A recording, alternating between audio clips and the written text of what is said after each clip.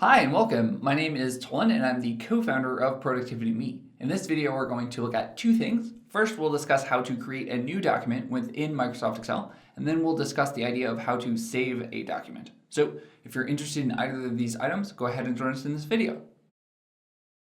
If you want to follow along, go ahead and open up exercise file 02.10. However, you can do much, if not all, of the things that we're going to discuss in this video using your own file. So let's get started.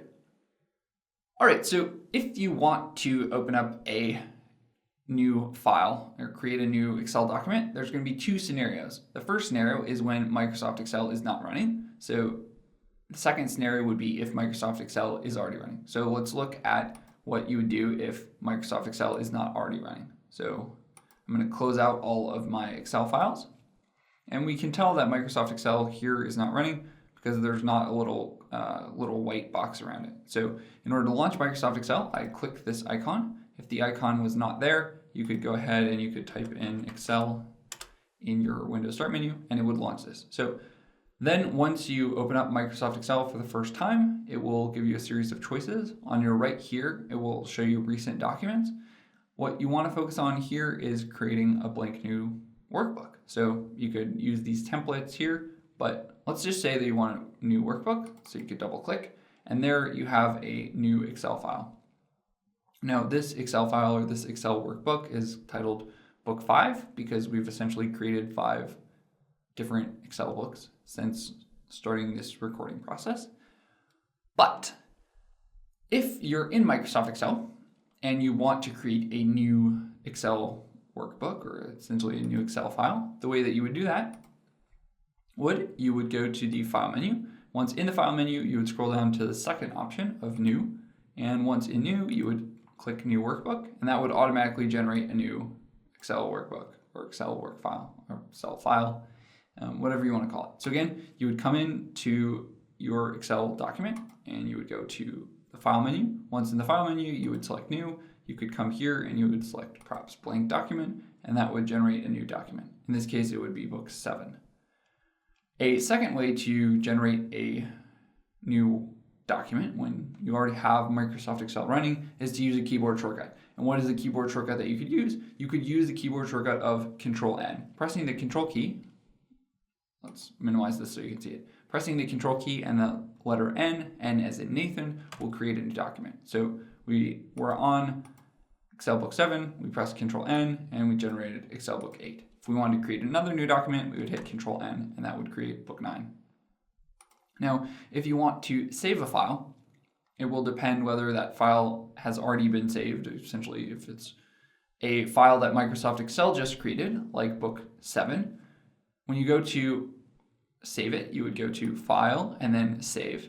You'll notice that there's a second option here called Save As, which we'll discuss in the next video. But the difference between Save and Save As, Save will essentially just save your file and it will essentially overwrite any existing file and any old formats of the file that you had, whereas Save As will create a new file. So we go to Save, and because we've never saved this file before, it's going to automatically populate it as Save As. Doesn't really matter. Let's just say that we choose where we want to save it. We can either choose to save it on OneDrive, which is Microsoft's version of the cloud. So if you have a OneDrive account, you can save it there. You can save it on your computer or you can add a location. Let's say I want to save it on my computer. I'm going to pick this folder here, but you could pick wherever you want to save your file. Maybe we'd change our mind and we want to save it on our desktop. We'll say this is a test Excel file. We choose the save type, which, as we'll discuss in a later video, you could have basically an Excel workbook, a macro-enabled workbook, or if you have an older version of Microsoft Excel or you want it to be compatible with older versions, you could use this. You'd hit OK.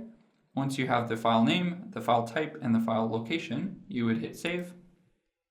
And then it's going to now be saved under that file name that we just chose.